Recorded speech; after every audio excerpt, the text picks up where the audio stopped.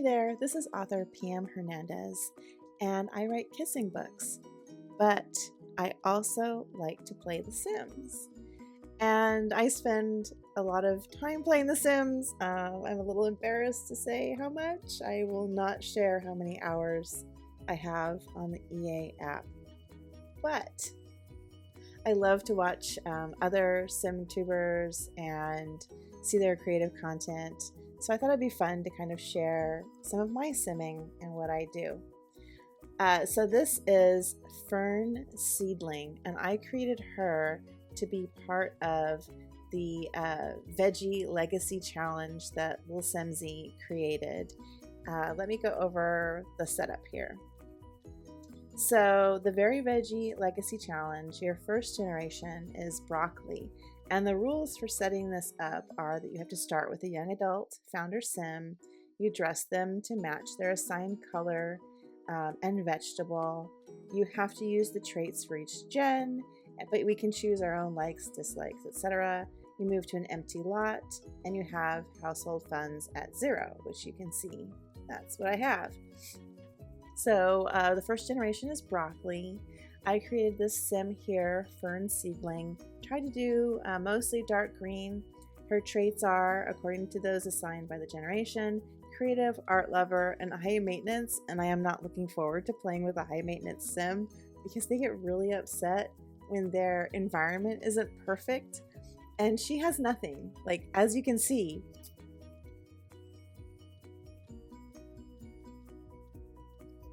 nothing. So, and her aspiration is to be a lady of the knits. So she's a very creative individual. I wanted to make her kind of, artsy, boho, that kind of thing. But she likes the finer things in life because, again, she's an art lover and she is high maintenance. So anyway, let's take a look at her in Create a Sim.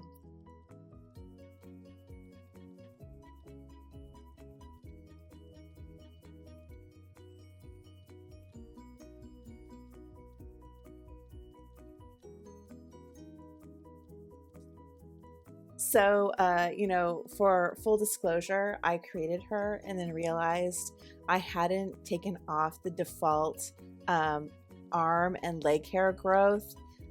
I'm sorry. I had to turn that off.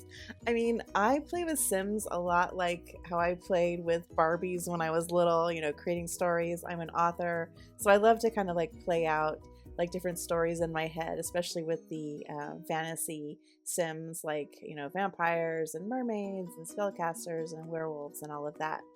So, like, I don't want reality. I mean, that's why I don't have Bust the Dust. I don't need any more floors to vacuum. I have enough floors in my real life. I want my Sims to be escapism. So your girl does not do leg shaving, all right? We don't do that. But anyway, here is her everyday outfit. I only created one outfit per category just because it's a legacy challenge, so I just figured I'll be so busy trying to get through all the requirements that what she's wearing on any given day is not going to be a big deal to me. But this is her formal wear. I wanted to stick with kind of the floral theme. I love that it was dark green. She has some pretty flower earrings. And her athletic, not very exciting, but dark green. Her sleepwear, she has some adorable slippers. I love that. Her party, she gets sparkly for the party. No necklace, bold earrings. That's the fashion choice, right? Then we have her swimwear, which is very sophisticated because she's a sophisticated gal. She's an art lover, right? She's creative. So, of course, her swimsuit's going to match that vibe. Her hot weather, which is kind of funky and boho. And then her cold weather, which is very eclectic looking. It's very, in my mind, this is what I picture people who are very creative and artistic. They would, get these great thrift store finds and put them together, and that's her.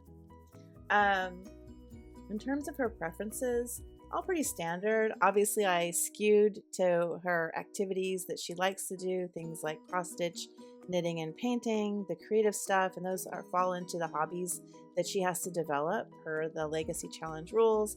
Obviously, she likes green, and I figured she'd be into cottagecore music because she's living in Hinford-on-Bagley.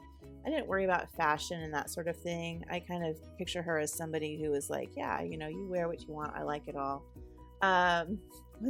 When it came to characteristics for Sims that she's attracted to, I made her turnoffs, egotistical Sims, because she's egotistical enough for everybody, because again, she's high maintenance. But I thought that was a little funny. And of course, there's a lot of turnoffs when it comes to hair, because she loves green. And because she's my Sim and I'm a kissing book author, of course she loves the dark-haired, main character, of course. Her romance styles, she loves affection, flirting, and of course gift-giving, because again, she's got a little bit of that selfish, it's all about her side. In terms of who she's attracted to, I left her kind of open. She's romantically attracted to men, but she's exploring and she's interested in woohoo with anyone.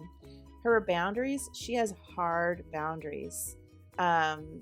In terms of, she doesn't worry so much about non-physical stuff, but anything physical, she does not like that.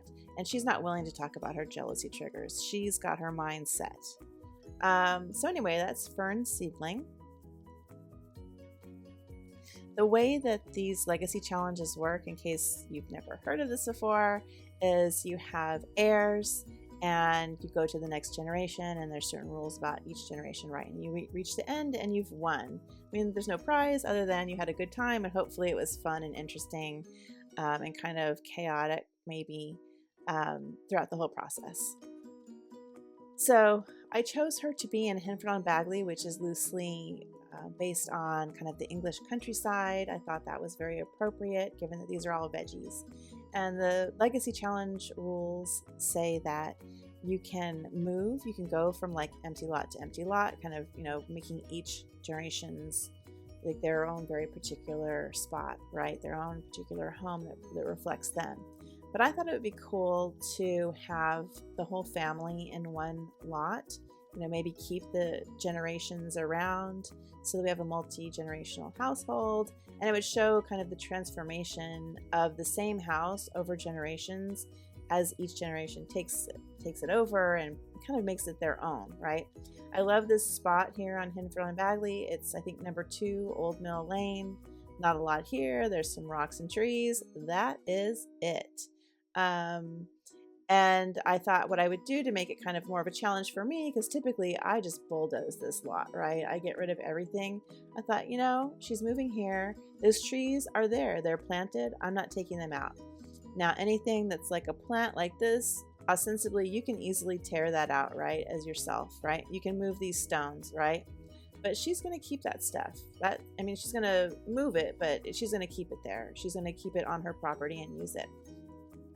The other rule I've set for myself in terms of the heirs is that I decided I would make this all female presenting heirs. So that's my own microfeminism, or I guess in this case it's a macrofeminism, would all be female presenting heirs, and that there would be no marrying.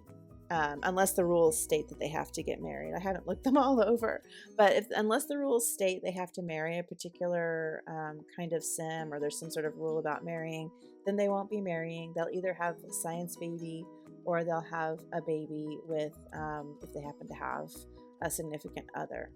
Other than that, that's how I've set it up. So I don't know. Thanks for indulging me and listening to this.